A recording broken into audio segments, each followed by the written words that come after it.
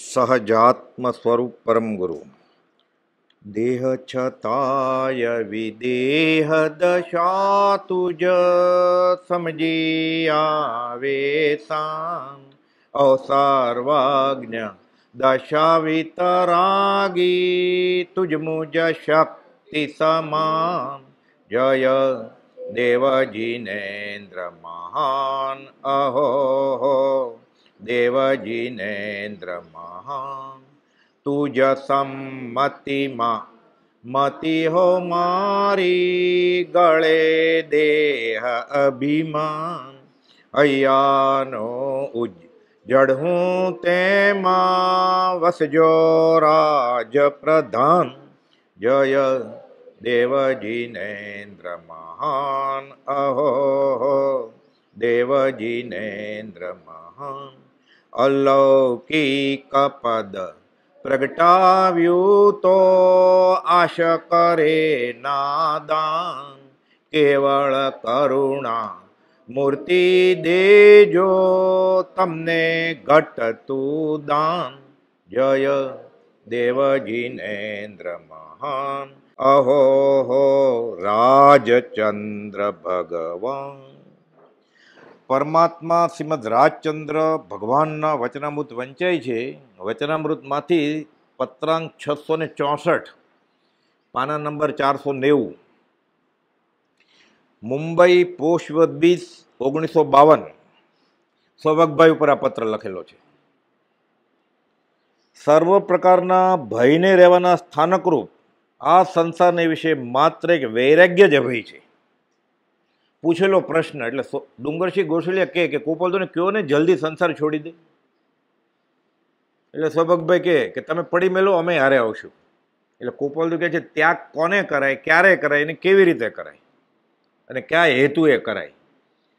એટલે વાત કરે છે શરૂઆત કે સર્વ પ્રકારના ભયને રહેવાના સ્થાનકરૂપ આ સંસારને વિશે માત્ર એક વૈરાગ્ય જ અભય છે. આખો સંસાર આધિ વ્યાધિ ઉપાધિ ત્રિવિધ તાપથી બળી જ રહ્યો છે. તનુધારી કોઈ ન સુખિયા, જે દીઠા તે દુખિયા રે. ક્યાંક ને ક્યાંક તો દુઃખ હોય જ. બે જણને દુઃખ ન હોય. કાં તો જેને સમ્યક દર્શન થઈ ગયું છે એને, કાં હજી મોહ મદિરા પીધો છે, ઘેનમાં ઊંઘે છે, એને દુઃખ વેદાતું જ નથી. એ એમ માને હું સુખી છું. મદિરા પીધો હોય, ઘેનનું ઇન્જેક્શન લીધું હોય એટલે એને સપના આવે પછી કે હું રાજા છું, ગાયકવાડ. એને દુઃખ લાગે જ નહીં ક્યારે. એ નશો ઉતરી જાય ત્યારે એને ખબર પડે. જાગે પછી તો રડવા માંડે. કબીર કહે છે આખો સંસાર સુખી, એક જલસા, મોજ મજા, મનોરંજન. સુખિયા સબ સંસાર, ખાવે પીવે ઓર સોવે, દુખિયા દાસ કબીર, જબ જાગે તબ રોવે. જાગે પછી ખબર પડી કે આટલું દુઃખ. હોળીમાં બેઠો છું એટલે આપણને ગમે છે ને સંસારમાં કે હજી બધું બરોબર છે ભગવાનની દયાથી. એટલે હજી એ પૂતગલ આનંદી જીવ છે, પૂતગલ અભિનંદી. હજી અહીંયા જ રહેવાનો છે, અઠે દ્વારકા કરવાનો છે. ખોખોની રમત જેમ ઉભડક પગે બેસશે કે ક્યારે ખો આવે ને ઉઠું, ત્યારે સમજવાનું કે આને અધ્યાત્મમાં પ્રવેશ થયો છે. અને હજુ બધું પાછું કે પણ એની વાણી ધર્મે બોલે જ છે. ભગવાનની દયાથી બધું બરોબર છે. ઘરે નવું લઈ લીધું, ગાડી હમણાં નવી લીધી, છોકરો પરણી ગયો છે, ભરું ભેદરું કુટુંબ છે. અરે ધીરી બાપુડિયા ખમ 2 મહિના, હમણાં ત્રીજું વેવ આવશે કોરોનાનું, સાફ કરી નાખશે 3-4 ને. તો એવા એવા દાખલા બન્યા છે. એક સાથે 11 જણને. એક ભાઈ પ્રશ્ન પૂછેલો કે મારી 3 વર્ષની બેબીથી લઈ અને 90 વર્ષના બાપા, ઘરમાં 11 જણાને કોરોના થયેલો. હવે શું કરું? મેં કીધું 466માં પત્રનો જાપ કર્યા કરો, વાંચો. એને તો તિજોરીમાં મૂક્યો પછી, અને હજી એ કરે છે. પછી મટી ગયું. આયુષ્ય કર્મ હતું, કોઈ મેર્યું નહીં. પણ ખબર કેમ પડે? કાલ કોને ખબર છે? તારે માથે કૂપી રહ્યો કાળ. તીર્થંકરને, રામને, કૃષ્ણને નથી છોડ્યું મરણે. તો બીજા બાપડું પ્રાણી અમર કેવી રીતે થશે? એ શાંતિથી સૂવે છે. તો શું કરવું છે? રાજ સમરતું, રાજ સમરતું, રાજ હૃદયમાં રાખીને, માથા ઉપર મરણ ભમે છે, કાળ રહ્યો છે તાકીને. તાકીને ઊભો છે. લે છે કે લીધો? કુપાવદુ અશરણ ભાવનામાં. આ ભય કેટલા છે? સાવ નાની ઉંમરે કુપાવદુએ ભાવના બોધમાં લખેલું છે, 33મા પાના ઉપર. મહાયોગી ભરતીઓનું કથન ટાંકીને બધી ભય જ છે. ખરું સુખ શેમાં છે? વૈરાગ્ય સિવાય ક્યાંય સુખ છે જ નહીં. કડી ટાંકે છે ભરતુરીના વૈરાગ્ય શતકની. ભોગે રોગ ભયમ, કુલે ચ્યુતિ ભયમ, વિત્તે નૃપાલાદ ભયમ, માને દૈન્ય ભયમ, બલે રિપુ ભયમ, રૂપે તરુણ્યા ભયમ, શાસ્ત્રે વાદ ભયમ, ગુણે ખલ ભયમ, કાયે કૃતાતાદ ભયમ, સર્વ વસ્તુ ભયાન્વિતમ ભુવિ, નૃણામ વૈરાગ્ય એવમ અભયમ. અભય કોણ હોય? 7 મહાભય કોના ટેળે હોય? જે વૈરાગ વિતરાગ થઈ જાય, એને ડર નથી કાંઈ. બાકી બધા ડરમાં જ હોય.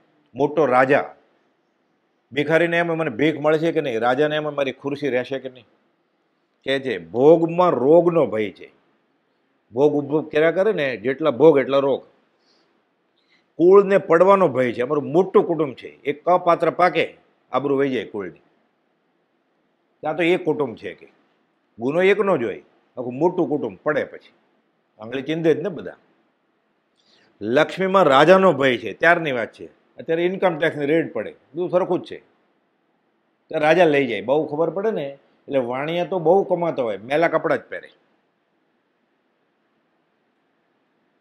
લક્ષ્મીમાં રાજાનો ભય છે, માનમાં દીનતાનો ભય છે.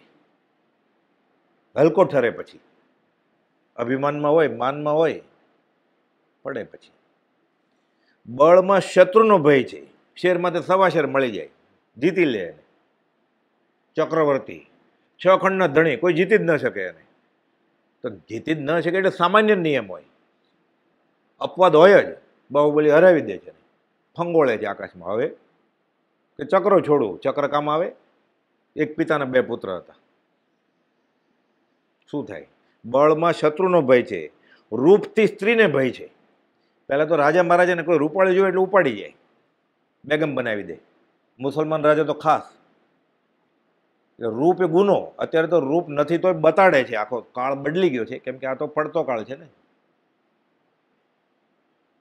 પણ આ તો આર્ય સંસ્કૃતિની વાત છે. રૂપથી સ્ત્રીને ભય છે. શાસ્ત્રમાં વાદનો ભય છે. ખંડન મંડન બીજું આવી જાય એને ખોટો પાડે તર્કથી. એના કરતાં કોઈક બીજું આવી જાય પાછો, એને ખોટો પાડે. એટલે કુપોદે લખ્યું છે ક્ષેવ પશ્ચિમી જ્ઞાન વિકળ થતા કેટલી વાર. બુદ્ધિબળથી મુકરર કરેલું હોય એની કરતાં વધારે બુદ્ધિવાળો આવી જાય. એટલે સામાન્ય રીતે અધ્યાત્મની વાતમાં દલીલમાં તો ઉતરવાનું જ નહીં, અને જ્ઞાનીના વચનની બહાર લક્ષ્મણ રેખા ઓળંગવાની જ નહીં. મને ખબર પડતી નથી આમાં લખ્યું છે, હું જાણતો નથી એણે કહ્યું છે, અને મને એણે કહેલું મંજૂર છે, ત્યારે આગળ વધાય. બાકી વાત કરવા જાય શાસ્ત્રમાં વાદનો ભય છે. અને આમે જે વાદમાં પડે ને કદાગ્ર લઈને, એ બંને મિથ્યાત્વ જ હોય. કુપોલદેવ કે અમે તમારી સાથે સહમત નથી, તું તારે રસ્તે, અમે અમારા રસ્તે. શરૂઆતની ભૂમિકામાં મધ્યસ્થ રહેવાનું, નદીની વચ્ચે, ડાબી બાજુ નહીં, જમણી બાજુએ નહીં. પછી તટસ્થ કિનારે વહી જવાનું. અમે કોઈની તરફ નથી, અમે ખાલી સહજ આત્મ સ્વરૂપે કહ્યું છે એ જ. તટસ્થ કિનારે, પછી તટ એટલે કિનારો, મધ્યસ્થ નહીં. મધ્યસ્થમાં શું હોય? ઘણી વાર રાજી કરે કોકને, આ તમે સાચો ને હું સાચો, સિક્કો જોતો હોય. મધ્યસ્થ નહીં.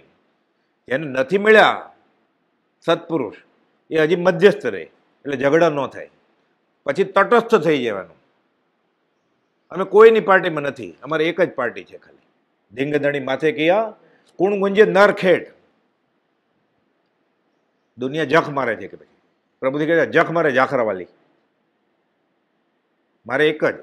અર્જુને કીધું ને મારે ખાલી શ્રીકૃષ્ણ જોઈએ છે. અરે બહુડી મોટી સેના. પેલા દુર્યોધનને માગવા દેજે કે એને માગી લીધી. એટલે શરૂઆતમાં ડર લાગે આપણને, હજી શ્રદ્ધા ન હોય એટલે, કે પછી આમ થશે તો. લોક પ્રતિબંધ આડો આવે ને, લોક લજ્જા અધ્યાત્મમાં આ અનંતાનુમતિ કર્મ છે. પછી લોકો શું કહેશે કે હવે તો આમ જ ભળી ગયા, હવે આવતા નથી. પહેલાં તો આપણે ફંક્શનમાં ભાગ લેતા હતા. ભાગ લે એટલે મિથ્યાત્વનું સેવન કરે, સમકિત હોય તો વમી નાખે. તટસ્થ કિનારે જ ઊભું રહેવાનું. અમારો ને તમારો રસ્તો જુદો છે. લટક સલામ, દુશ્મની નહીં, લટક સલામ, દોસ્તીએ નહીં. શાસ્ત્રમાં વાદનો ભય છે. ગુણમાં ખળનો ભય છે. ગુણ હોય ને, સામાન્ય રીતે થોડો ગુણ પ્રગટે એટલે કાગડા હોય જ, ચાંચ મારે જ. કાગડાને ટેવ હોય ચાંદુ ગોતવાની. આત્મસિદ્ધિમાં શાસ્ત્રમાં લોકો ભૂલ ગોતે છે, મોટા મોટા પંડિતો. કાગના ડોળે મળતી નથી તોય. એટલે થોડો ગુણ પ્રગટે. કોઈ છોકરી સારા ઘરમાં આપે ને, સારો વર મળી જાય ને, એટલે એમ કે એ તો મોટો છે ઉંમરમાં. અરે તારું શું કહ્યું, 2 વર્ષ મોટો છે, પણ ઈર્ષ્યા થતી હોય ને એટલે એમ કે એ તો પેલા માંદો હતો. પછી લગ્ન થાય ને એવી રીતે બહુ દહેજ લાવે એમ, અને સુખી હોય, મોટું ઘર હોય, એ તો બધા સાસરાના પૈસા જ કે, તારા તો નથી ને. એને જોઈને જમાઈ ગોત્યો છે ને, તારે છોકરી આપીને પૈસા આપ્યા અને જલન થાય. એટલે ગુણ પ્રગટે ને એટલે કુપોલજી લખ્યું છે, જગત ગુણ અને પુણ્યનું દ્વેષી છે. થોડો ગુણ પ્રગટે. અધ્યાત્મમાં તેજોવત કહેવાય શાસ્ત્રમાં એને. અધ્યાત્મમાં કોઈક આગળ વધે પોતા કરતા, એટલે મન માનતી આણે હરીફાઈ કરી લીધી મનમાં. એ મનમાં ગરગે ને મનમાં પરણે મનમાં રાંડે, અને પછી એમ થાય કે આ તો આગળ છે, એટલે તેજોવત કહેવાય. પછી પોતાની લીટી મોટી ન થાય એટલે સામેવાળાને કાપી નાખે લીટી, ચાંદા પાડે, એમાં એમાં અવતાર વયો જાય. એટલે આશ્રમમાં, મંદિરમાં, ધર્મસ્થાનકમાં આ જ થાય. પછી તેજોવત કહેવાય આને. એટલે બીજાની ચડતી જોઈ ન શકે. જવાસા નામની વનસ્પતિ છે, પ્રભુથી દાખલો આપતા. ચરોતર પ્રદેશ તો લીલુંછમ ફળદ્રુપ જગ્યા છે, પંજાબની અને ચરોતર પ્રદેશની. પહેલો વરસાદ આવે એટલે લીલીછમ વનસ્પતિ ઉગી જાય. જવાસા નામની વનસ્પતિ છે ને, એ સુકાઈ જાય વરસાદ આવે એટલે. અને ઈર્ષ્યા આવે કે બધી લીલીછમ થઈ ગઈ, બળીને ખાક થઈ જાય, કરમાઈ જાય તરત જ પહેલા વરસાદમાં. આ જવાસો કહેવાય. આ જવાસા જેવો છે જીવ. જગત પુણ્ય અને ગુણનો દ્વેષી છે. પોપટલાલ મોહકચંદને ગોપાલદેવે કહેલું કે નદી કિનારે આપણે આવ્યા તોય સુખેથી રહેવા નથી દેતા. ગુણમાં ખળનો ભય છે ને કાયા પર કાળનો ભય છે. આ તો નિકાચિત વસ્તુ છે, જે જાયું તે જાય, જન્મે મરવાનો જ છે. એમ સર્વ વસ્તુ ભયવાળી છે, માત્ર એ કે વૈરાગ્ય જ અભય છે. એટલે અભય થવું હોય, ડર કાઢવો હોય, 7 મહાભય ટાળવા હોય તો આ એક જ વસ્તુ છે. ક્યાં 7 મહાભય? 7 મહાભય ટાળતો સપ્તમ જીનવર દેવ લલના શ્રી સુપાસજીન મંદિર નમો જીર્ણાણમ જીય ભયાણમ. આ જીનેન્દ્ર ભગવાન 7 ભય ટળી ગયા છે. આ લોકનો ભય, પરલોકનો ભય, આજીવિકાનો ભય, માનભંગ આબરૂનો ભય, પોતાની પ્રોપર્ટી કોઈ લઈ લેશે તો એ ડર હોય, અને પરલોકનો ભય તો ગેરંટી સાથે છે જ. તારા લક્ષણ જ એવા છે, હવે ક્યાં, હવે મારું શું થશે, હવે શું થશે. જ્ઞાની તો કયું જ છે કે આમ હશે તો આમ થશે ને આમ હશે તો આમ થશે. હવે ખરેખર ડર લાગતો હોય તો પાછો વળ, હજી છે તારા હાથમાં બાજી. ભય લાગ્યા કરે છે, હું મરી જઈશ તો મરી જ જવાનો છે, તો ગેરંટી સાથે મરી જવાનો છે. રિટર્ન ટિકિટ લઈને જ આવ્યો છે. તારે ન મરવું હોય તો જ્ઞાનીએ કહ્યું છે કે જીવતા મરતા શીખી જા, તો સમાધિ મરણ થશે. પણ એ ડરનો મેરો એ બીજા ઉપાય બધા ગોતે છે, ન કરાય એવા ઉપાય કરે છે, પછી મિથ્યાત્વનું સેવન કરે છે, એટલે મૂળ વસ્તુ ચૂકી જાય છે. એટલે આ ભય દૂર કરવા માટે એ અભય એવા વિતરાગનું શરણું એને લેવું પડે, જે અભય થઈ ગયા છે એનું. એટલે આનંદજી મહારાજે એક ભગવાનના સ્તવન લખ્યા છે. એમાં 7 મહાભય, એટલે સુપાર્શ્વનાથને બદલે મહાવીર સ્વામીને પૂજીએ કે ઋષભનાથ ભગવાનને પૂજીએ કે કુપોલજી પૂજીએ તોય ભય વયા જાય. આ તો સ્તવનમાં એ આવ્યું એમ 7 મહાભય નમો જીર્ણાણમ જીય ભયાણમ. એટલે જ્યારે એ બોલીએ નમો જીર્ણાણમ જીય ભયાણમ પૂજા કરવા જાય ત્યારે એ યાદ આવવું જોઈએ કે જીન પ્રતિમા છે. એટલે ફૂલના દર્શન નથી કરવાના આંગીમાં. આંગી જેના અંગને કરવામાં આવી છે જીનેન્દ્ર ભગવાને સદેહે અભયપદ હાંસલ કર્યું છે એના, એ તો પૂજા થાય, નહીં તો પૂજા ન થાય.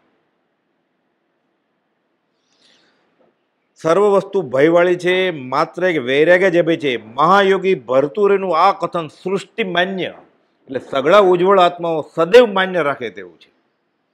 પહેલા બુદ્ધિમાં બેસ્યા પછી એ રસ્તે એમ ખબર પડે કે આ રસ્તો સાચો છે, પછી મુસાફરી શરૂ થાય ને. હજી શંકા છે, ના ના એમ હોય કઈ થોડા પૈસા ભેગા કરી લઉં, થોડું કમાઈ લઉં, કુટુંબ થોડું કરી લઉં, થોડું મોટું ઘર બાંધી લઉં, પછી ભક્તિ કરીશ, પછી પછવાડું, પછી ક્યારે, પછી થાય ક્યારે ભક્તિ. હું આટલા પૈસા કમાઈ લઉં ને પછી શાંતિથી કમાવાની ફિકર નહીં, પછી શાંતિથી ભક્તિ કરીશ. કોઈ વધારે પૈસા કમાવાનો ભક્તિ કરી એવો દાખલો બન્યો જ ક્યારે? એવો અછેરો આ કાળમાં હોય જ નહીં. કુપોલદેવ કહ્યું છે પુણ્યાનુબંધી પુણ્યનો ઉદય હોય અને એટલી બધી સંપત્તિ હોય એવું આ કાળમાં બને જ નહીં ક્યારે. એ રૂપિયાના 3 આઠાના કરતો જ હોય, ગોરખ ધંધા કરતો જ હોય. એ કરતો હોય એનું પાપ તો ઉદયમાં આવે જ ને પછી. એટલે એ આશય ન રાખવી કે હું બહુ પૈસા કમાઈ લઉં પછી ભક્તિ કરીશ, પછી થઈ રહી ભક્તિ, પછી ગણવા નહીં પડે. ગણવામાં જ આખી જિંદગી વહી જાય. પછી ક્યાં મૂકું પૈસા, કોને આપું, પછી સગાવાલા પાછા નહીં આપે તો વ્યાજે મૂકવું, રેડ પડશે તો ડિવેલ્યુશન મૂકે પૈસા, પછી નોટ બંધ થઈ જાય તો શું કરે પછી? આપણી જો 2-5 હોય તો વાંધો ન આવે, 2-4 કરોડ હોય તો શું કરે પછી? ડિવેલ્યુશન થઈ જશે તો સતત ભય હોય, અહીંયા રોકું. ના ના, એટલા નહીં, વ્યાજનું વ્યાજ કમાવું છે પાછું. 6%માં શું, એટલે 18% કમાવા છે, 99નો ધક્કો લાગે બધું જાય. એટલે ભય છે, બધે ભય જ છે. ન હોય એને દુઃખ છે, હોય એને દુઃખ છે. કેમ છે? એનું સુખ નથી, એને નથી એનું દુઃખ છે. એટલે સતત ભયમાં જ રહેવાનો છે. આ લોક ત્રિવિધ તાપથી બળી જ રહ્યો છે. ભય, ઉંદરડી કેમ આપણે અવાજ કરી એટલે ભાગી જાય, એમ સતત ભય જ થાય છે, ફડફડ થાય છે. ભક્તિ કેવી રીતે થાય? સતત આર્ત ધ્યાન છે. અને આવી રીતે દેહ છૂટે, 7માંથી 1 પણ ભય બાકી હોય એટલે અધોગતિ નિશ્ચિત છે એની. આર્ત ધ્યાન હોય તો તિર્યંજ ગતિ છે, અને રૌદ્ર ધ્યાન હોય સાથે તો નરક ગતિ છે. અને કાંઈક ખાલી આર્ત ધ્યાન હોય ને અનંત અનુબંધી હોય તો નરક ગતિએ જાય, રૌદ્ર ધ્યાન વગર. બધાને ભાંગા છે કર્મગ્રંથમાં, નિયમ છે, ફટફટ થતું જ હોય એને. એટલે સંતોષી નર સદા સુખી. અને જે મળવાનું છે તો મળવાનું જ છે પાછું. સંયોગ સંબંધે આ દેહ પ્રત્યે આ જીવને જે પ્રારબ્ધ હશે તે વ્યતીત થશે, પછી જ મરશે. અને 5 કરોડ કમાવાના છે તો છેલ્લું જિંદગીનું વર્ષ હશે ત્યારે જ 3 કરોડ મળશે, 2 કમાણો હશે તો. મળવાના તો છે જ પાછળ, પણ જ્ઞાનીના વચનમાં એને શ્રદ્ધા નથી. એટલે શ્રદ્ધા આવે પછી જ અધ્યાત્મની મુસાફરી શરૂ થાય. એટલે ગોપાલદેવ કહે છે કે સર્વ પ્રકારના ભયને રહેવાના સ્થાનકરૂપ આ સંસાર વિશે માત્ર એક વૈરાગ્ય જ અભય છે. એ ત્યાગ અને વૈરાગ જન્મે, સંસાર છોડી દે તો અભય થઈ જાય. એટલે મૂળ વાત એ છે. પણ એ ત્યાગે એ દીક્ષા એ કેવી રીતે લેવી કે ઝંપલાવી દેવું? મોટા મુનિઓને જે વૈરાગ્ય દશા પ્રાપ્ત થઈ દુર્લભ છે, તે વૈરાગ્ય દશા તો ગુરુવાસને વિશે જેને પ્રાય વર્તી હતી એવા શ્રી મહાવીર ઋષભાદી પુરુષો પણ ત્યાગને ગ્રહણ કરી ચાલી નીકળ્યા. એ ત્યાગનો ઉત્કૃષ્ટપણો ઉપદેશ્યો છે. લોકોને એમ છે શ્રીમદ રાજચંદ્રના માર્ગમાં દીક્ષા નથી, કે સંસાર છોડવાની વાત નથી. 1000 પત્રમાં ક્યાંય ગોપાલદેવે સંસાર પોષવાની વાત કરી જ નથી. એણે તો સિદ્ધાંત મૂક્યો છે, યુવાવસ્થાનો સર્વસંગ પરિત્યાગ પરમપદને આપે છે. પણ તૈયારી વગર કરે તો બેય બગડે. ધોબીનો કૂતરો, ન ઘાટનો ન ઘરનો, એવું થઈ જાય. એટલે કે જે તીર્થંકરને 1000 વર્ષના મુનિને જે વૈરાગ્ય ન હોય એવો રાજ દરબારમાં હતો મહાવીર સ્વામીને, તો એણે સર્વસંગ પરિત્યાગ તો કર્યો જ. એટલે ગોપાલદેવે ક્યારે સંસારમાં રહેવાની વાત કરી જ નથી. તો તમે રાજ તો એ ઉદય પ્રયોગ, આપણને જ્યારે વ્યવહાર સંકિત થાય ને ત્યારે જ્ઞાનીનો ઉદય પ્રયોગ ખબર પડે. અત્યારે તો માનવું જ પડે બુદ્ધિથી. તો તમે શા માટે ગયેલા વવાણિયાથી કમાવા માટે? અત્યારે કેમ ખબર પડે? એ કહે છે અમે કમાવા નથી ગયા, જગત લેવાને માટે પ્રવૃત્તિ કરે છે, અમે દેવાને માટે ગયા છીએ. પૂર્વનું ઋણ ચૂકવ્યા એણે. કોઈ પણ જાતના આત્મિક બંધનથી અમે સંસારમાં રહ્યા નથી. 415માં પત્રમાં કહે છે. રેવાશંકરનું પૂર્વનું ઋણ છે. અને આ ભાવની અપેક્ષાએ ઉદયને યોગે જોશ જોતા હતા. રેવાશંકરભાઈને વકીલાતમાં તકલીફ પડી. એટલે મોરબીથી રાજકોટ ને રાજકોટથી મોરબી બાજુમાં જ ને, સ્થળાંતર કરવું હતું. ગોપાલદેવ જ્યારે કુંડળી જોતા હતા 13-14 વર્ષના હતા. ખાલી જોયું, બતાડ્યું એને. એ ઇલાઇટ ક્લબ હતી, એટલે બધા બહુ પૈસાવાળા અને આગમ વાંચ્યા એવા ભેગા થતા હતા બધા મોટા મોટા. રેવાશંકર, જગજીવન, અંજારિયા, જેઠાભાઈ, એવા ઘણા બધા. એમાં ગોપાલદેવ તો સાવ નાના, પણ બધાને ખબર કે આ જન્મ કવિ છે, ગણિતના દાખલા લખ્યા વગર કરે છે, ચક્રવર્તી વ્યાજના. એટલે કોઈ ગણિતમાં હોશિયાર હોય એને એનો અહોભાવ થાય, જ્યોતિષ વાંચ્યો એનો અહોભાવ થાય, શાસ્ત્ર વાંચ્યો એને એવો કે આ તો જૈન શાસ્ત્રની બધી વાત કરે છે. એ બધા ભેગા થાય ને એટલે ગોપાલદેવને બોલાવે. પછી કે બોલો ક્યાંક. એટલે જે વાંચીને આવ્યો હોય ને કોઈ આગમ, એ ગોપાલદેવ એ બધી વાત કરે. એટલે કે આ તો હું કાલે વાંચીને આવ્યો છું. પછી ચક્રવર્તી વ્યાજના દાખલા પૂછે, જો ગણિતમાં હોશિયાર હોય અંજારિયા. ગોપાલદેવ જવાબ આપે લખીને. એટલે ત્યારે ગોપાલદેવને મફતમાં ક્લબની ફી વગર મેમ્બર કરેલા, ઇલાઇટ ક્લબના. એટલે ત્યારથી રેવાશંકર ઓળખે. લગ્ન તો પછી થયા ઠેઠ 20મે વર્ષે, અને ભાગીદારી તો લગ્ન પછી 45માં થઈ, 44માં લગ્ન થયા. ભાગીદારી કે પહેલાંથી નહોતી, પહેલાં લગ્ન નહોતા, પહેલાં તો ખાલી આવી રીતે ઓળખાણ હતી કે જ્ઞાની પુરુષ છે, કોઈક અલૌકિક પુરુષ છે. પછી વ્યવહારિક સંબંધ થયો. પણ કુપોલદેવે કહેલું કે આ બધું છોડો વકીલાત, અને અધ્યાત્મમાં રસ હતો, એટલે કે તમે ભક્તિ ભજને કરો અને ઝવેરાતનો ધંધો કરો મુંબઈ તરફ. પછી તો કર્યો એ પ્રમાણે, અને કુપોલદેવ જ ભાગીદાર થયા એમાં પછી. અને પછી થોડીક ખોટ ગઈ 1 વર્ષે, એટલે અર્થ ધ્યાન થાય. ત્યારે કુપોલદેવ નીકળી જાય પછી કે જો આ મધદરિયે છોડીને વયો ગયો, એટલે અનંતનું મંદિર બાંધે. પહેલાં એને એવું હતું કે આ જ્ઞાની છે અને જ્ઞાન લેવું હતું. ધીરે ધીરે ધીરે પૈસામાં પડી ગયા, એટલે જેમ જેમ પૈસા વધતા જાય ને એમ ધીરે ધીરે અધ્યાત્મમાં રસ ઘટતો જાય. એ જમાનામાં લક્ષાધિપતિ ગણાતા હતા 4 જણ, એમાંથી એક રેવાશંકર જગજીવન હતા. એ પણ કુપોલદેવને લીધે. આપણે બોલીએ ને વ્યવહારમાં કે આ કોના પુણ્યનું કમાતો હશે. કુપોલદેવે છોડી દીધું ને છેલ્લા 2 વર્ષ, દેહ વિલય પછી તો હાઈકોર્ટમાં કેસ થયો ને પેઢી બંધ થઈ ગઈ આખી, તૂટી ગયું બધું. કોના પુણ્યથી ચાલે છે કોને ખબર હોય. પણ પછી એટલા નશામાં વયા ગયા. પછી તો એને એમ કે હું મોટો શેઠિયો, અને ક્ષોપશમ સારો હતો, આગમે વાંચેલા હતા. એટલે કુપોલદેવને ગણતા જ નહીં. એટલે કુપોલદેવ કે આ રેવાશંકરનું પૂર્વેનું ઋણ છે, હવે અમે અત્યારે ભાગી જશું. 504 લખ્યું છે તો વિસ્તૃત પરિણામને અમારે હાનિ થશે, રેવાશંકરને અમારે સમજાવવું પડશે, અને ક્લેશનું કારણ થશે. સામેવાળો અનંતાનુબંધી કર્મ ન બાંધે. એટલે કુપોલદેવ અમે પડ્યા છીએ અહીંયા, ત્યાં છે વેઠ જેવું કામ કરીએ છીએ. 339માં લખ્યું છે અમારે માથે ચક્રવર્તી હોય તોય ન માનીએ એનું. તો રેવાશંકર કોણ હિસાબમાં? આ 339 પત્ર વચનામૃતમાં નથી લખ્યું, આખો પત્ર ઈડરથી મળ્યો છે. 339માં સૌભાગ પ્રત્યે જે બુક છે એમાં આખો છપાણો છે. અહીંયા અડધો જ છે આ વચનામૃતમાં. એમાં લખ્યું છે કે માથે ચક્રવર્તી રાજા હોય એનું એમ ન માનીએ. જો આત્મ સ્વતંત્રનો ભંગ થતો હોય તો તમે બીજાની શેઠ હેઠળ આવી જાઓ ને વ્યવહારમાં, એટલે નીચું જોવું પડે. અધ્યાત્મ વયું જાય.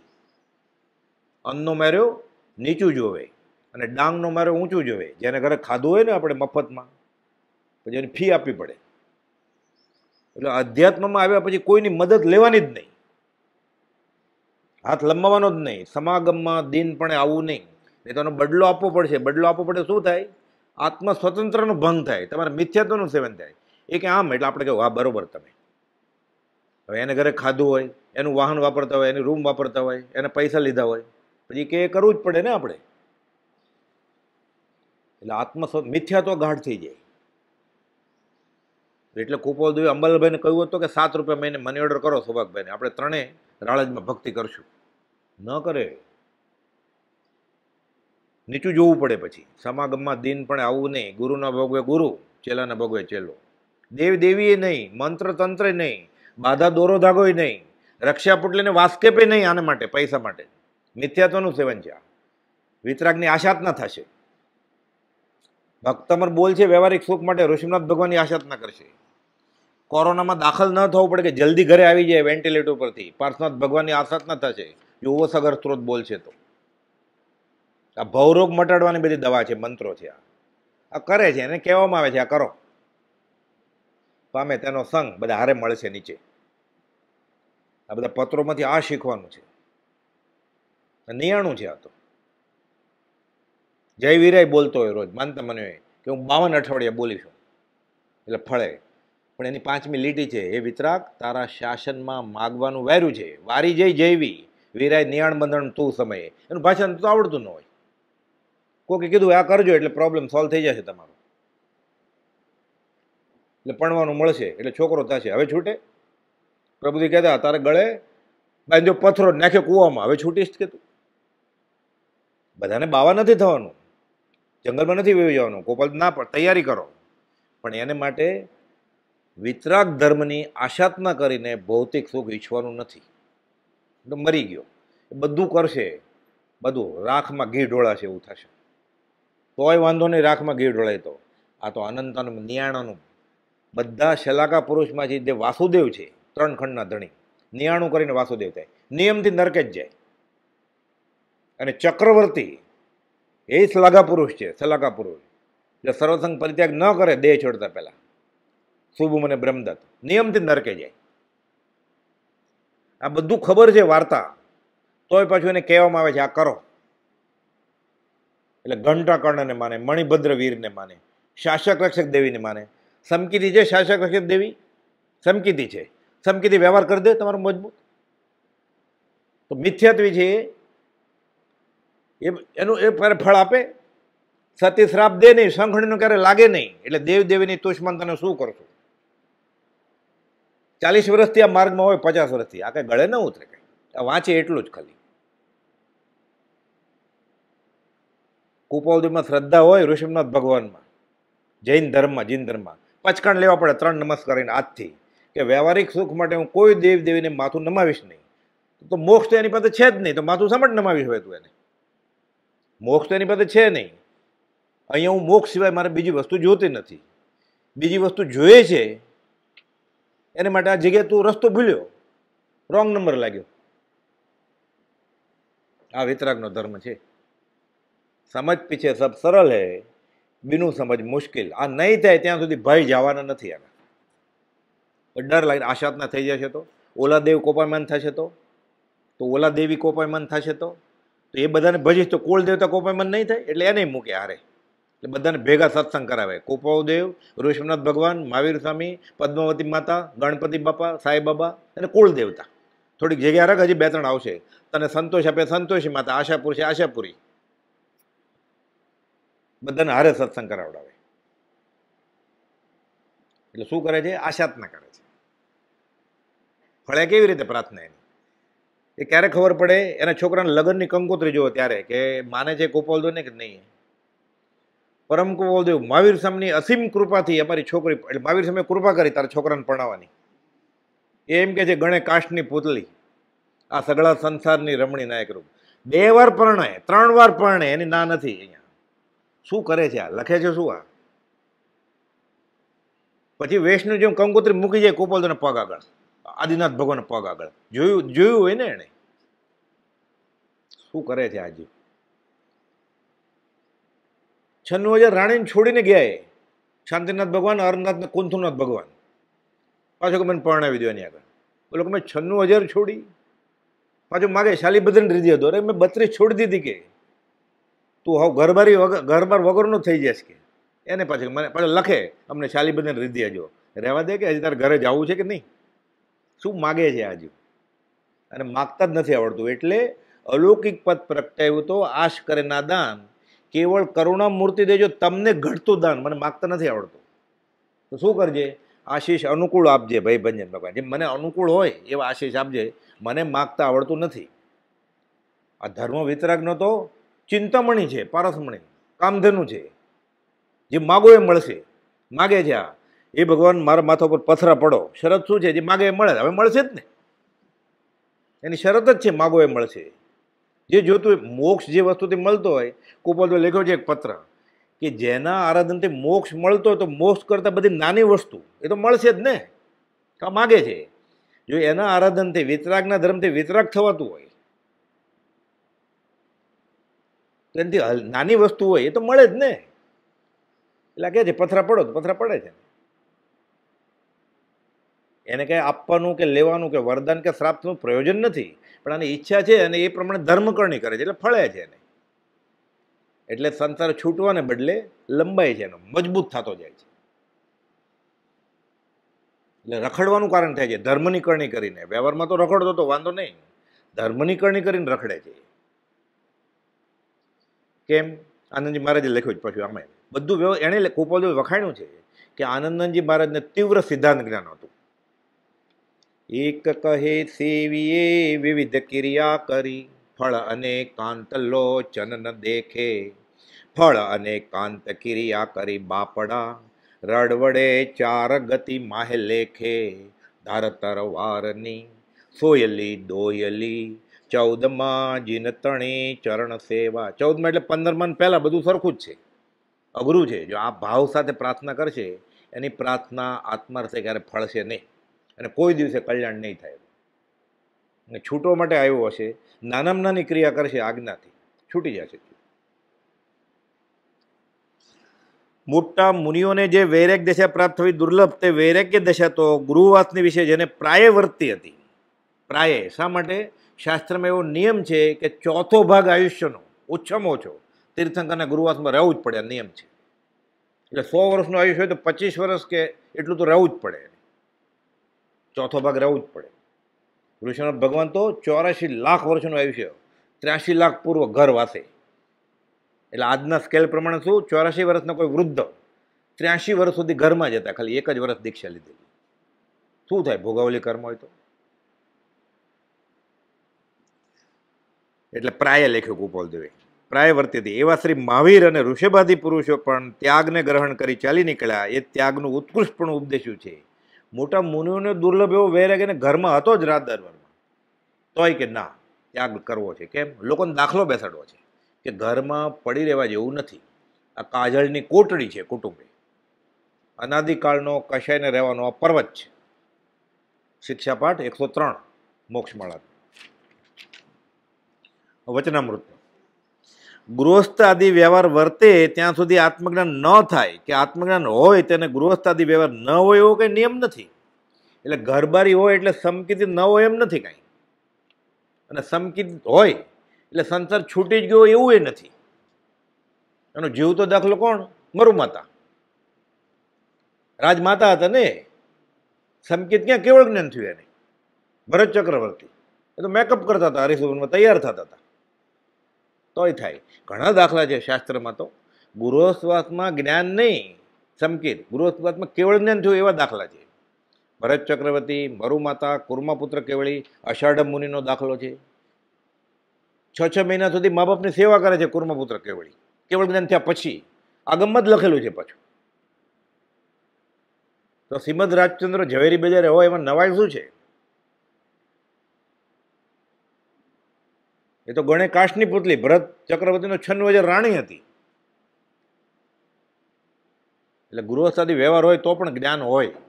પુંડરીક ગણધર ઋષભનાથ ભગવાનને પૂછે છે કે આ ભરત ચક્રવર્તી કે રાજ દરબારને 14 ચોકડનું રાજ, એટલી લડાઈ કરે, 96 રાણી, અને ભાવ કેવા હશે કે ક્યારે છૂટશે આ? ઋષભનાથ ભગવાન કહે છે, હે પુંડરીક, એમ ભગવાન મહાવીરના ગૌતમ ગંધર, એમ પુંડરીક ગંધર ઋષભનાથ ભગવાનના. તારા ભાવ જેવા મારા ચરણ આગળ છે ને એવા ભાવ એને રાજ દરબારે છે. શું થતું હતું એને? આસુરમાં પરિસવા, હોત આસવા પરિસવા. આ સંસારે હું હજી ડૂબ્યો, પામ્યો ન કેવળ જ્ઞાન, ક્યારે ક્યારે રે હે પ્રભુ આપશો આ બાળકને જ્ઞાન, જાગો રે જીવો મોહ કરો પર. એને શું થતું હતું? 96 રાણીઓ પાપની સૌ ખાણીઓ, એને એમ થતું હતું. બહારથી કેમ ખબર પડે આપણને? કુપોલદેવને શું થતું હતું? આ કાળકૂટ વિષ એનો ધંધો કરીએ છીએ અમે, ઝવેરાતનો નહીં. મુનિ, અમે એને કાળકૂટ વિષ, કોબરાનું ઝેર સમજીએ છીએ. લ્યો હવે શું કહું તમારે? આપણે બોલી શકીએ એમ પૈસા ગણતા હોય તો કે મને આ કાગળિયા લાગે છે, આ વાંચ્યા પછી આ દશા હતી એની. એટલે બહારથી શું હોય, એટલે ગૃહસ્થને જ્ઞાન ન હોય એમ એકાંતે માની લેવાનું નથી. એનો અર્થ એમ નહીં કે ત્યાગ નહીં કરવાનો, ત્યાગ તો કરવાનો જ કુપોલદેવ કહે છે. પણ ગૃહસ્થાદી વ્યવહાર વર્તે ત્યાં સુધી આત્મજ્ઞાન ન થાય કે આત્મજ્ઞાન હોય તેને ગૃહસ્થાદી વ્યવહાર ન હોય એવો કંઈ નિયમ નથી. તેમ છતાં પણ જ્ઞાનીને પણ ત્યાગ વ્યવહારની ભલામણ પરમ પુરુષે ઉપદેશી છે, મોટા જ્ઞાનીએ. તો એ સમકિત થઈ ગયા પછી ઘરમાં રહેવું જ નથી કાંઈ. કુપોલદેવ બ્રાહ્મી વેદના હતી, વનમાં જઈએ લખે છે અમારે ઘર ને વન બધું સરખું જ છે, અને સૌભાગભાઈનો સમાગમ હોય તો ઘર એ વન જ છે, અસંગપણું જ જોઈએ છે.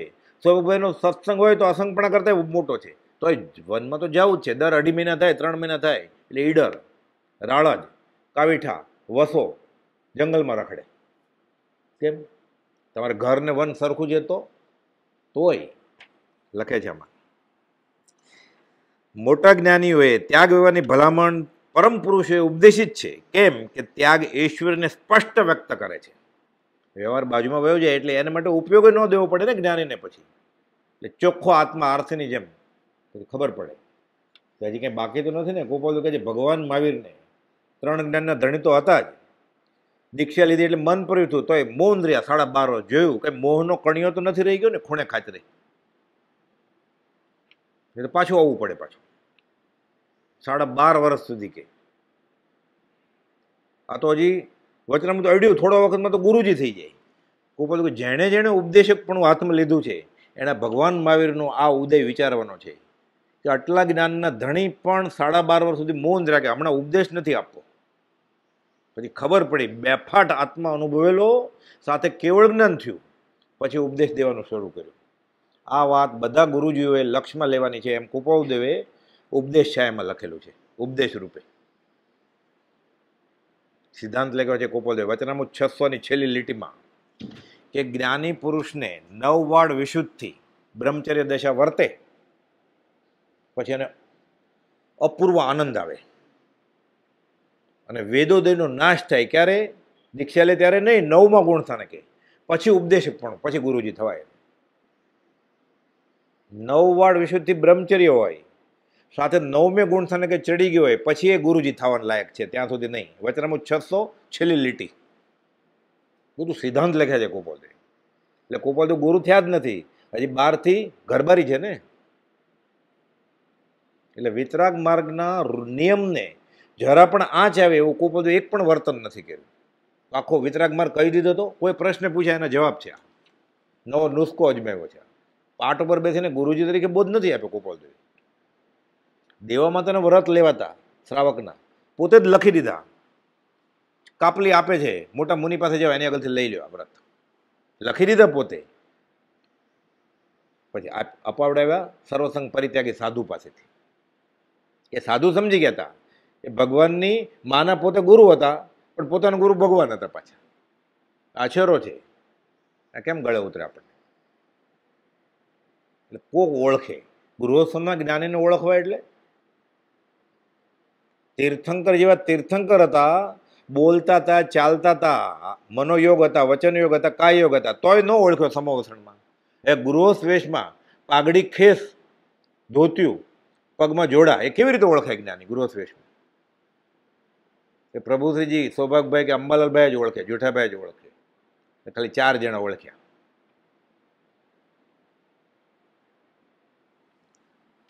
ગૃહસ્થાદી વ્યવહાર વર્તે ત્યાં સુધી આત્મજ્ઞાન ન થાય કે આત્મજ્ઞાન હોય તેને ગૃહસ્થાદી વ્યવહાર ન હોય એવો નિયમ નથી. તેમ છતાં પણ જ્ઞાનીને પણ ત્યાગ વ્યવહારની ભલામણ પરમ પુરુષે ઉપદેશે. કેમ કે ત્યાગ ઐશ્વર્યને સ્પષ્ટ વ્યક્ત કરે છે. તેથી અને લોકને ઉપવાદભૂત છે, તેથી લોકોને એમ દાખલો લે દે. કુપાલદેવ ધંધો કરે છે, આપણે કરશું. કુપાલદેવ પરણેલા, આપણે પરણશું. કુપાલદેવની છોકરા છે, આપણે છોકરા. 522માં લખ્યું છે, આ પંચ વિષય આકાર જ્ઞાનીને ઉદયમાં જોવે અને એ પ્રમાણે પોતે આરાધે, આ અનંતાનુબંધી કર્મ છે. તારે પરણવું હોય તું 2 વાર પરણ, પણ કુપાલદેવે ઘર માંડ્યું છે એટલે હું માંડું એમ થયું, આ અનંતાનુબંધી કર્મ છે. તને ના નથી પરણવાની, પણ કુપાલદેવ ધંધો કરતા હતા એટલે હું કરું. અનંતાનુબંધી કર્મ છે. એને તો ઉદયને પ્રયોગ ભોગવલી કર્મ છે.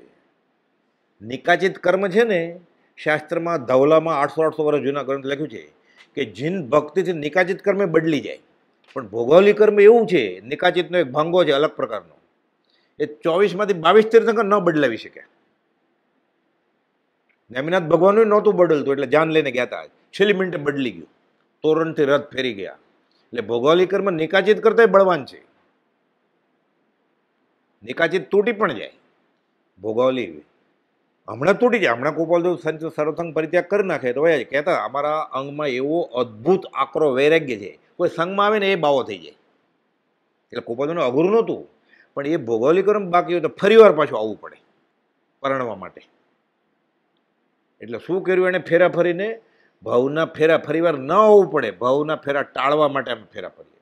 લગ્નના ફેરા ફરવા નહીં, આખું શાસ્ત્રીય રીતે વાત કરી છે. એ લોકોને એમ થાય એમ જ જવાબ આપી દીધો. પછી પ્રસંગ એવો બનેલો, બધા ગીત ગાતા હતા લગ્નના ફેરા. પહેલો ફેરો પૂરો થયો, બીજો એ કે રાયચંદ મહેતાના 2 ફેરા પતી ગયા, એટલે બહેનો ગાતી હતી. કુપાલદેવ જોયું, બહેનો અમે ભાવના ફેરા ઉકેલીએ છીએ, લગ્નના ફેરા ફરતા નથી. એટલે સિદ્ધાંતિક વાત હતી, એ ઉપદેશમાં પરિણમે બોધ માટે. નહીં તો ફરી વાર આવવું પડે એટલે ભવનો ફેરો રહે ને. એટલે પરિણ્યા એટલે કુપાલદેવ લગ્નના ફેરા ફરે છે ને એ પ્રતિક્રમણ થાય છે. આ કેમ આપણને ગળે ઉતરે? આપણે તિજોરીમાં આલ્બમ લોક કરીને રાખી મૂક્યો હોય, પછી બીજી કોપી હોય પેન ડ્રાઈવમાં, કેવી રીતે ખબર પડે? આ વિષયથી જેની ઇન્દ્રિયો આર્ત છે એને કેવી રીતે ઓળખાણ થાય જ્ઞાની? આપણી ડીપી જોઈને જ ખબર પડી જાય વોટ્સઅપની કે કુપાલદેવને માને જ કે નહીં. સાવ સહેલું છે. હું મુમુક્ષુ હશ કે નહીં, ખોલ ફોન તારો ને ડીપી જો તારું. 2 કાર્ડ છે ને, 2 ડીપી જો તું, ખબર પડી જશે. તું ડબલ મતારથી જો કે સિંગલ, કેમ ખબર પડે? શેડો પડવો જોઈએ તો પ્રતિક્રમણ થઈ જાય. નિંદામી ગરહામી અપણમ વોસિરામી. હું સંસારમાં રહીશ રાચી માચીને, મારો અભિપ્રાય મેં જરાય નહીં બદલે અને હું મોક્ષે જાય. સંસારમાં રહેવું અને મોક્ષ થવા કેવું આ અસંભવિત છે. વચનામૃત 156 અને 86 બેમાં કહ્યું છે કુપોલદેવે. એક જ વાક્ય લખ્યું છે. એક જ વાક્ય પકડી લે ને કુપોલદેવનું તોય ખબર પડે. આમાં કંઈ ગુમાવવાનું નથી ડીપી બદલાવી નાખે તો. પણ પૂર્ણ પ્રતીતિ છે કે આ મને શોખનું કારણ છે, મને આ શોખનું કારણ છે. એને અહોભાવ સમાતો નથી. દીકરાના ઘરે દીકરો આવ્યો ને એને અહોભાવ, એનો આનંદ ઉછળે છે, ઉભરાય છે, એટલે મૂકવો જ પડે ને ફોટો. તેમ નવી નવાઈ કરી દે. અનંતકાલથી આજ સુધીમાં તું પહેલો દાદો થયો, પહેલો બાપો થયો, પહેલી માં થઈ. તું પહેલી વાર પરણ્યો, કોઈ પરણ્યા જ નહોતા. બ્રહ્માનો વંશ ચાલે છે અનાદિથી ત્યારથી. અધ્યાત્મ ક્યાં છે? હજી પ્રથમ ગાસે જ મક્ષિકા છે. જમવા બેઠો ને માખી આવી. સમકિતને મુમુક્ષુપણું બહુ મોટી ડિગ્રી છે. સમકિતની તો વાત જ નહીં, મુમુક્ષુપણું ક્યાં છે? અધમાધમ અધિકો પતિ સકળ જગતમાં હોય. છેલ્લેથી પહેલો નંબર મારો અધ્યાત્મ. એ ગાય નહીં, એ વિચાર ત્યારે ઉપયોગ રહે તો થાય. ત્યાગ વ્યવહારની ભલામણ પરમ પુરુષે ઉપદેશે, કેમ કે ત્યાગ ઐશ્વર્યને સ્પષ્ટ વ્યક્ત કરે છે અને લોકને ઉપકારભૂત છે. તેથી શું કરવાનું? ત્યાગ અકર્તવ્ય લક્ષ્ય કર્તવ્ય છે, એમાં સંદેહ નથી. કરવાનો જ છે. પણ શા માટે? સાધુ થવા માટે નહીં, ઉપાધ્યાય થવા માટે નહીં, આચાર્ય થવા માટે નહીં, ગુરુજી થવા માટે નહીં, આત્મા થવા માટે. દીક્ષા લેવાની જ છે. ત્યાગ માટે નહીં, મને આત્મા મળે એટલે, મારો દેહાધ્યાસ ટળે એટલે. અહીંયા એ પતિ છે ને, પત્ની છે, ભાઈ છે, બેન છે, મા છે, બાપ છે કોકનો. દીક્ષા લે પછી કાંઈ નહીં, નામ બદલ્યું, ગામ બદલ્યું. આ મારું ઘર છે ને. દીક્ષા લીધી પછી કયું ક્ષેત્ર એનું? કુપોલ લખ્યું છે, સાધુ સર્વસંગ પરિત્યાગી સાધુ ક્ષેત્રને ક્યાં છેડે બાંધે? પછી ગળે બાંધે.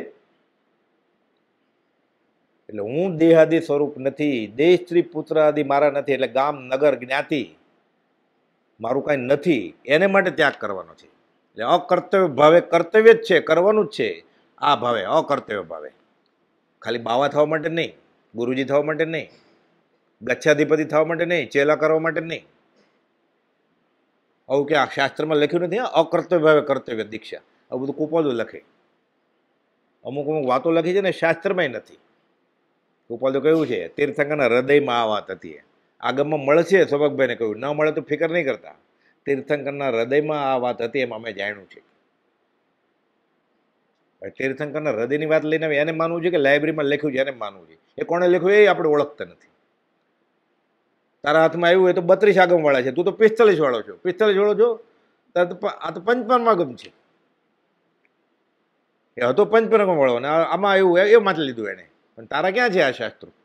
અથવા મત દર્શન ઘણા, કહે ઉપાય અનેક, તેમાં મત સાચો કયો? આ પાથરોમાં રાત જાય છે તો ફૂસે ક્યારે ગયું? તડકો આવી ગયો પછી પાથરી પથારી થઈ ગઈ. હવે હું શું છે? એટલે આપણે તો નક્કી કરી જ દીધું છે. સંતના કહેવાથી મારે પરમ કુપોલદેવનું શરણું માન્ય છે. આપણે કેવી રીતે ઓળખીએ કુપોલદેવ? આપણે મહાવીર સ્વામીને કેવી રીતે ઓળખીએ? શાસ્ત્ર તો કહે છે આ સમોસણમાં ગયો હતો એટલે નક્કી 24માંથી એક તીર્થંકરને તો મળ્યો છે કે અનંતકાલથી ઓછામાં ઓછા ગણીએ આપણે. તીર્થંકરને કાંઈ નહીં, સામાન્ય કેવળીને નહીં, કોઈ સમકીથી તો મળ્યા હશે ક્યારે? આપણે ઓળખીએ. આશાતના કરીને આવતો રહ્યો છે પાછો, કાં તો માનતા માનીને આવતો રહ્યો છે. કેવી રીતે ઓળખે? એટલે ત્યાગ પણ અકર્તવ્ય લક્ષ્ય કર્તવ્ય છે, એમાં સંદેહ નથી. કરવાનો જ છે. કેમ કે ત્યાગ વિરાગના ચિત્તમાં તો થાય ને તેને જ્ઞાન. પણ દીક્ષાના વેશમાં અટકી ગયો, એ મતમાં અટકી ગયો, પદાગ્રમાં અટકી ગયો, સંપ્રદાયમાં અટકી ગયો. તો અટકે ત્યાગ વિરાગમાં તો ભૂલે નિજ ભાન.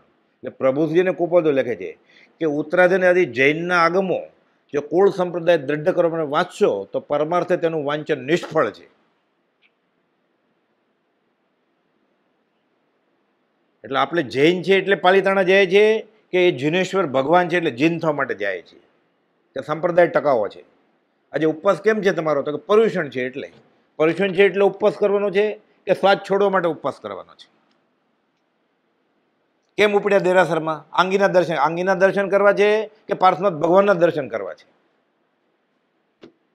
પછી ગાય પ્રભુ પાસન મુખડું જોવા ભવ ભવના પાતિક ખોવા. પણ તે ઢગલો કર્યો છે કાશ્મીરના ગુલાબના પાસમાં ભગવાન મોઢું તો બતાડ અમને. લખે છે લાખણી આંગીના દર્શન કરજો. એમ નથી કહેતા કે અબજોપતિ કરોડોપતિ વિતરાગ ભગવાનના દર્શન કરવા આવજો. એમ રગે રગમાં ઘૂસી ગયું છે તો શું થાય હવે? અને આ બિચારો ક્યારે શાસ્ત્ર વાંચે? એને હવે પુણ્ય નહોતા ક્યારે મૂળ વસ્તુ હાથમાં આવે. એટલે કહેતા માનતો તો એ બધા જાય છે એ જાય છે સંઘમાં ડોશી પોષ હાલો ને. હવે એને ક્યારે ખબર છે કે વિતરાગનો ધર્મ શું છે? કુપોલદેવ આવ્યા લઈને કે તમે જે કરો છો અહીંયા આવો કે આણંદ સ્ટેશન આગળ કહે છે પ્રેમચંદ રાયચંદ ધર્મશાળામાં. બધા દોડતા હતા, બધા ખંભાત જ આવતા હતા. 3 ડબ્બાની ટ્રેન ઉભરાતી હતી, બધા લટકતા હતા. નગીનભાઈને પોપટલાલભાઈને કહે છે, એટલે નગીનભાઈ કહે છે મારા મામા તમારી બહુ નિંદા કરે છે કે તમે આ બધું વિતરાગની વાત કરો છો ને કે આવું હોય જ નહીં કંઈ. લાવો કાગળ કે લીધો, મૂળ માર્ગ સાંભળો જીન. કફનીનો ખેંચો ખેંચજે તારા મામાનો ને કહેજે કે આ મહાવીરનો માર્ગ આ છે કે આ મૂળ માર્ગ લખાણો ને એ પહેલા કુપોલદેવ મહાવીર થઈ ગયા છે, પરમાત્મા થઈ ગયા છે, બીજા રામ થઈ ગયા છે. અને 20 દિવસ પછી આત્મસિદ્ધિ લખી.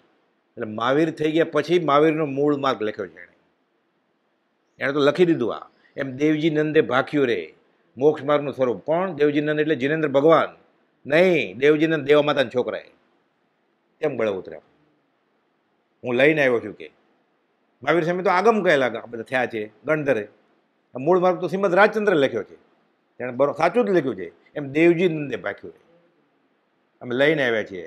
શું? મૂળ માર્ગ. કેમ તમારે ગુરુજી થવું છે? અકર્તવ્ય ભાવે કર્તવ્ય છે. માત્ર કહેવું પરમાર્થ હેતુથી રે કોઈ પામે મુમુક્ષુવાદ નોય પૂજા આદિની કામના. પ્રભુશ્રીજી પોપટલાલ મોહકચંદને મૂળ માર્ગ સમજાવતા હતા અને અંબાલાલભાઈ 20 દુઆ સમજાવતા હતા. પછી તો લાય લાગી એને 44 મળેલા, 19 વર્ષની ઉંમર. કુપોલદેવની 20 વર્ષની. અમદાવાદમાં અવધાન જોયા. કુપોલદેવ જવાબ જ ન આપે પત્ર આવવું છે કે તો અવસરે 10 વર્ષનો ફાંસલો. હવે ક્યાં જવું? એને મળ્યા હોય એની પાસે અંબાલાલ પાસે આવે. અંબાલાલભાઈ 20 દુઆ અર્થ શીખવાડે. અને પ્રભુશ્રી મૂળ માર્ગ મહાવીરનો ઓલા તો આગમધર હતા, વાંચી લીધેલા બધા આગમો કે મને તો બધું જ ખબર છે. મારે એ તો લખે કુપોલદેવને મારે વ્યાકરણના શાસ્ત્રી કે પંડિત કે ગુરુજી નથી થવું, મારે આત્મા જોઈએ છે એટલે મારે તમને મળવું છે. કુપોલદેવ જવાબ જ ના આપે. 10 વર્ષ નીકળી ગયા. એટલે પ્રભુશ્રીજી કહે છે પછી કે મૂળ માર્ગ આ છે. આપણે તો તૈયાર મળ્યું બધું અર્થ સાથે, હસ્તલિખિત છે કુપોલદેવનું મૂળ માર્ગ સાંભળો. હજી જો લાઇબ્રેરીમાં ગોતે છે જૈનનો ધર્મ કે ડુંગરા ઉપર ગોતે છે, કા જેનું ન સંભળાય એની પાસે ગોતે છે. આધુનિક મુનિઓનો સૂત્રાર્થ શ્રવણને અનુકૂળ નથી, ત્યાં ધર્મ પૂછવા જાય છે. આખા વચનામૃતનો કડકમાં કડક વાક્ય છે, તેજાબી પણ સાચું છે. તો કુપોલદેવને કોની શેર? અમને કોઈ ભૂરસી દક્ષિણા નથી આપી કે કોઈ સંપ્રદાયવાળાએ કે ભાઈ ગયા હતા પોટલું સોનામોર લઈને અમારી ગાદી શોભાવો. કુપોલદેવ કે જરૂર શોભાવીશ, અમારા સંપ્રદાયને આગળ લાવવાનો. એમ જે સાચું હશે એ કહેવાશે કુપોલદેવ. તો કે તો નહીં, તો કે જે રસ્તે આવ્યા છે આ પોટલું લઈને પાછા વ્યાજો, અમારે નથી જોતું કંઈ. અમે રળો રોટલો ખાશું, અમારે તમારા ઉપર નથી જીવવું. એટલે તો દીક્ષા ન લીધી. એને ખબર હતી આ કાળનો જીવ હિનપુણી રોટલી આપશે અને બદલામાં માગશે માદળિયું. એટલે રળો રોટલો ખાતા હતા. આપણે બધા ભારે કર્મી ભેગા થયા હતા એટલે કુપોલદેવે સર્વસંગ પરિત્યાગ ન કર્યો. 16મે વર્ષે લખતા હોય ગણે કાષ્ટની પૂતલી અને વૈરક કેવો હોય? કાળઝાળ અનંતવાર થયેલી માને આજે સ્ત્રી રૂપે ભોગવી. લગ્ન પહેલા 8 મહિને આ લખે છે અને લગ્ન પછી લખે છે જિજ્ઞાસા નથી છતાં પૂરો કર્મ કાં ઘેરે છે? તેને લીધે નહીં ગમતા એવા પદાર્થો સ્પર્શવા જોવા સૂંઘવા પડે છે. જુગુપ્સા નહીં આવતી હોય ધિક્કાર જો કે પોતે પ્રતિક્રમણ કરે છે. પણ શું થાય કે આ કાળ એવો છે કે, અને સાથે તીર્થંકરની વાણી ખરી થવાને અમને આવો ઉદય છે. એટલે ત્યાગ પણ અકર્તવ્ય લક્ષ્ય કર્તવ્ય છે. ઝંપલાવાનું નથી આંખ બંધ કરીને. પણ જો આત્મજ્ઞાની ગુરુ મળી ગયા તો ઝંપલાવે તો વાંધો નથી, મારે શરણું છે ને. નહીં તો શું થાય? કાચલી કાઢે નાગ, ઝેર સાથે લઈને જાય. કાચલી ફરી વાર ઉગશે ને, પાછો વેશ બદલાવી લે. કહા ભયો ઘર છાંડ કે તજો ને માયા સંગ, સાપ તજી જીમ કાચલી, વિષ તજો ને અંગ. એટલે એક કેરી બગડી હોય ને, આખો કરંડિયો બગડે, પછી બીજાને બગાડે, પામે તેનો સંગ, બધા ડૂબે. તો એનું શું થશે? કોઈ બધું 142 ગાથામાં અડધી જ લીટી કહી અનધિકારી છે, એનું કંઈ કહેવું જ નથી. તે પણ જીવ મતાર્થમાં નિજ માન અધિકાર પામે નહીં પરમાત્મને અનઅધિકારીમાં જ. એને તો ધર્મની વાત જ નહીં કરતા આવે, હવે નિગોદમાં જશે. ઓલો કદાચ વળગ્યો છે જે એક સમજી જશે મેર્યા પહેલાં, તો કદાચ છૂટીએ જાય, પ્રાયશ્ચિત કરી લેતો. એ ભગવાનનું ભૂલી ગયો તો એટલે ખોટી જગ્યાએ ગયો તો ધર્મ લેવા. આ બધું વાંચે છે, સાંભળે છે, ગુજરાતીમાં છે, તો પછી કરતો એ જ કરે છે. કેમ? પછી સંપ્રદાય કોણ ટકાવશે? તો કુપોલદોની ફિકર નહોતી. જૈન ધર્મના મૂળ માર્ગની, જૈનેન્દ્ર ભગવાનના માર્ગની કુપોલદોની ફિકર નથી, અને આપણે છે એમ થયું ને. તો પછી સંપ્રદાય કેમ ટકશે? કુપોલદો રડે છે એને માટે, પોકાર કરે છે શાસન દેવીને કે તારી ફરજ છે શાસનનો ઉદ્ધાર કરવા વાળાને મદદ કરવાની. પોકાર કરે છે, તો રડે છે. તો સ્વ સ્વરૂપને વિશે સ્થિતિ છે તેને પરમાર્થ સંયમ કયો છે. તે સંયમને કારણભૂત એવા અન્ય નિમિત્તોના ગ્રહણને વ્યવહાર સંયમ કયો છે. એટલે આત્માર્થ થતો હોય તો દીક્ષા લેવાની જ છે, ત્યાગ કરવાનો જ છે. સરખે સરખા ભેગા થાય બધા સત્સંગી, એક કરતાં બે ભલા ના નથી. પણ સત્સંગે ભેગા થયા હોય તો, સત્સંગ નામે કુસંગ કરતા હોય તો સંસાર લીલો રહેશે તારો. અને ધર્મની કરણી નામે જો સંસાર મજબૂત થશે, અનંતાનંદી કર્મ છે. વ્યવહારમાં તો ગુના જ છે. બીજે ક્યાંક પાપ કર્યું હોય તો ધર્મ ક્ષેત્રમાં આવે, ધર્મ ક્ષેત્રમાં પાપ કરે પછી ક્યાં જાય? ધર્મ ક્ષેત્રે કૃતમ પાપમ વજ્રલેપો ભવિષ્યતિ. પછી તો સ્વ સ્વરૂપને વિશે સ્થિતિને પરમાર્થ સંયમ કયો છે. તે સંયમને કારણભૂત એવા અન્ય નિમિત્તોના ગ્રહણને વ્યવહાર સંયમ કયો છે. કોઈ જ્ઞાની પુરુષે તે સંયમનો પણ નિષેધ કર્યો નથી. સંયમનો કોઈ નિષેધ કર્યો નથી. ઉપપદો લખ્યું છે તીર્થંકરે સહસ્તગ્રમે ક્રિયા કહી છે. એક પણ ક્રિયાનો જ્ઞાની નિષેધ કરતા નથી, કરવાનું જ છે, પણ સમજાવણ ઉપકાર છો. કોઈ જ્ઞાની પુરુષે તે સંયમનો પણ નિષેધ કર્યો નથી. પરમાર્થની ઉપેક્ષા એટલે લક્ષ્ય વગર એ જે વ્યવહાર સંયમમાં જ પરમાર્થ સંયમની માન્યતા રાખે કે વેશ બદલાયો એટલે જ્ઞાન થઈ ગયું, તો એમ ફસાણો. વેશ ટેક છે આડી ગલી, તેમાં પેઠો તો ન શકે નીકળી. પછી પ્રીતમદાસે આ જ કહ્યું છે, વેશ ધરીને વૈકુંઠ જવાતું હોય તો ભાંડ ભાવયા પહેલા મોક્ષે જાય. વેશ ધરે ને રાજા થાય, સાધુ થાય, યોગી થાય, ભોગી થાય, જૈન સાધુ એ થાય. મોપતિ બાંધે લોજ કરે, લાલ પાત્ર લે, રજોરણ લે, તો વેશથી મોક્ષ છે. કોપદે લખ્યું છે વેશ કલ્યાણકારી નથી, આત્મભાવ કલ્યાણકારી છે. એ નિમિત્ત બનતું હોય એનું તો ના પણ નથી. પરમાર્થના કારણભૂત એવા વ્યવહાર સંયમને પણ પરમાર્થ સંયમ કયો છે. એટલે જો એ વ્યવહારથી પરમાર્થ ઉપજતો હોય તો પ્રેરે તે પરમાર્થને, તે વ્યવહાર એ સંમત છે અમારે, કોણ ના પાડે. શ્રી ડુંગરની ઈચ્છા વિશેષતાથી લખવાનું બને તો લખશો. એટલે ગોસ્વામી એક પૂછાયું છે કે પ્રારબ્ધ છે એમ માનીને જ્ઞાની ઉપાધિ કરે છે એમ જણાતું નથી કે મારા નસીબમાં જ આમ છે એટલે હું છું સંસારમાં, એમ નહીં. ના છૂટકે કરવું પડે છે, નથી ગમતું તોય. પણ પરિણતિથી છૂટ્યા છતાં ત્યાગવા જતા બાહ્ય કારણો રોકે છે. એટલે શું થાય છે એને બ્રહ્મચારીએ સમજાવ્યું છે કે સજા આપી ગધેડા ઉપર બેસવાની ગામમાં 2 જણને, એક કુંભારનો છોકરો તો એને, અને એક નગર શેઠનો વાણિયાનો છોકરો તો એને. બેને શું ભાવ હોય? કુંભારનો છોકરો હું તો રોજ ગધેડા ઉપર બેસું જ છું કે માટી લઈને જાઓ ત્યારે, કે જલસા આજે તો સજા મળી ગઈ. ઉપરથી ગધેડું મળ્યું રાત દર કે આ ગધેડા ઉપર બેસવાનું છે, રાજી થયો. અને નગર શેઠનો છોકરો કાં તો મરી જાવ સારું, આંખ પાસે રેતી ઉપડાવે છે, માથું ધડ ઉપર રહેતું નથી, પરસેવો છૂટી જાય છે, એક હાથે મહાભીરમણ સમુદ્ર તરવો છે. એવું દુઃખ થાય. જેમ જેમ તે હડસેલીએ તેમ વધે ન ઘટે એમ ગ્રંથ લેવો. કારમો ઉદય કહે છે. આપણે ધંધો વધે તો કારમો ઉદય કહીએ, કુટુંબ વધે તો છોકરો આવે છોકરાના ઘરે તો કારમો ઉદય કહીએ આપણે. ક્યાં રાહુ ક્યાં જન્મ્યો હવે મને અટકાવશે મને. કારમો ઉદય કહે છે કુપોલદેવ. લક્ષ્મી વધી, અધિકાર વધ્યો, કુટુંબ વધ્યું, પરિવાર વધ્યો, તારો સંસાર વધશે કે હવે ડૂબી મરવાનું હતું. આપણે ગળે ઉતર્યા, આપણે ગાયે ખરા અલગ અલગ રાગ્યા તમુરાન તાલે. લક્ષ્મી અને અધિકાર, એક પણ જીવ હોય કે લક્ષ્મી વધે, અધિકાર વધે, કુટુંબ વધે અને પરિવાર વધે તો મારો સંસાર વધે, હું નરદેને હારી જાય. આવું જેને થતું હોય અંતરંગથી, ક્ષમા ન બોલતા, એ સમકીતી હોય એ જીવ તો. એટલે રોજ માગ્યા કરવાનું છે. એક પળ પણ તમારા કહેલા તત્વની શંકા ન થાય. અત્યારે મને શંકા છે જ કે એવું ન હોય, પૈસા વધે તો સુખ થાય જ, પરદેશ જાય તો સુખ થાય જ, વધારે પૈસા મળે ને. પણ તમે સાચા છો, એક પળ પણ તમારા કહેલા તત્વની મને શંકા ન થાય. તો શું કરવું હવે? તમારા કહેલા રસ્તામાં હું રહું એ જ મને આકાંક્ષા થાય. હજી ખાલી ઈચ્છા, રહેવા માંડું નહીં, એવી ઈચ્છા જાગો અને એવી વૃત્તિ થઈ જાય મારી.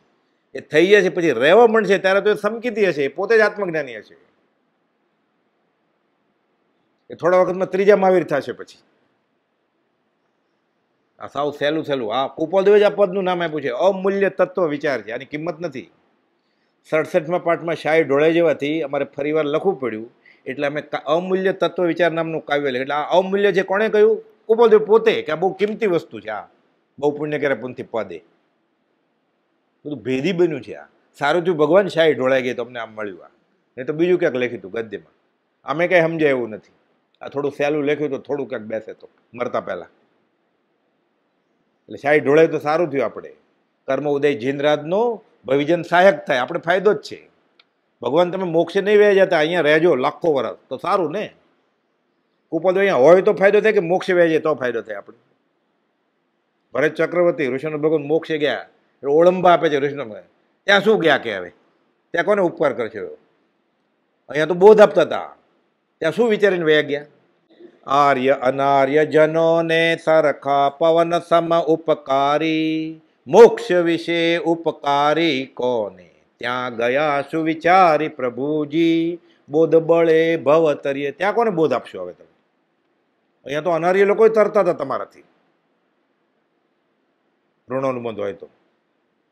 ત્યાં કોને? પવન બધા માટે છે ને, આર્ય અનાર્ય માટે. અને તમે બધા માટે ઉપકારી હતા, ત્યાં કોને હવે બોધ આપશો તમે? વ્યાસોથી અલંકાર કહેવાય, ઓળંબા આપીને ભક્તિ કરે. પ્રારબ્ધ છે એમ માનીને જ્ઞાની ઉપાધિ કરે છે એમ જણાતું નથી, પણ પરિણતિથી છૂટ્યા છતાં ત્યાગવા જતા બાહ્ય કારણો રોકે છે. એને ગધેડા ઉપર બેસવું જ પડે, રાજાએ સજા કરી છે એટલે મોત જેવું લાગે છે, દુઃખ. માટે જ્ઞાની ઉપાધિ સહિત દેખાય છે, તથાપિ તેની નિવૃત્તિના લક્ષ્યને નિત્ય ભજે છે. પ્રણામ. છેલ્લે એક જ લક્ષ્ય છે, ક્યારે થઈશું બાહ્યાંત? એ તો થઈ જ ગયા હતા, આપણે માટે આ છે. અપૂર્વની ભાવના શ્રીમદ રાજચંદ્ર ભાવી નહીં.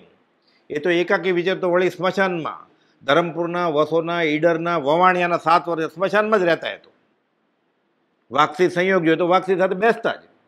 આપણે માટે આ છે શું? પરિગ્રહ મમતા તજી કરી, પંચ મહાવ્રતધાર, અંત સમય આલોચના, કરું સંસારો સાર, 3 મનોરથ એ કયા? આ શ્રાવકના મનોરથ છે. એટલે આપણે આ મનોરથ સેવવાના છે. અને જ્યાં સુધી અમલમાં ન આવે ત્યાં સુધી ગૃહસ્થ વ્યવહારમાં 5 ઇન્દ્રિયના વિષયો કાબૂમાં રાખીને, કશાયો કાબૂમાં રાખીને બધું સંયમિત જીવન જીવવાનું છે. તો કુપોલદેવે લખ્યું છે, ઉત્તમ ગૃહસ્થ પણ એ વ્યવહાર એ દીપી નીકળે છે અને ઉર્ધ્વગતિનું કારણ બને છે. સહજાત્મ સ્વરૂપ પરમ ગુરુ.